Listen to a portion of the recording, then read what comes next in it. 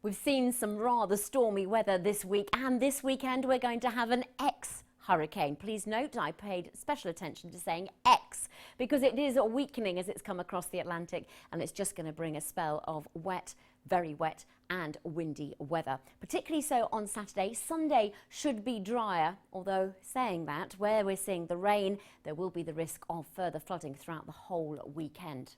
So let's take a look at this ex-hurricane then. Here it is, still out to the Atlantic on Saturday, but a warm weather front stretching way ahead of it, and that is going to start to bring in the rain throughout the second half of Saturday. The isobars quite tightly packed together. That means it is going to be windy, particularly across central and southernmost areas. So here's that storm coming in then, getting across western areas during the morning, working its way very quickly eastwards throughout the day. So by the end of the day, it will be wet across many parts of the United Kingdom. One place to miss it, the far north of Scotland. Here you get away with a fairly dry and fine day. Now for all, it's going to be very mild. This air is mixed up with tropical air, and so temperatures will be back up on the rise, around 11 to 14 degrees in the south. Still rather chilly though across the north. That mild air won't have arrived there yet.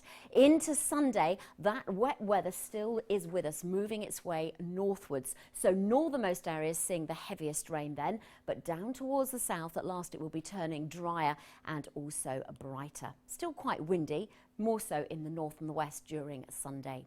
So some very windy, wet weather with us, but once you get out of it, it will be very mild once again. Into next week, not as mild, but staying very unsettled. Of course, more details at the Weather Network UK.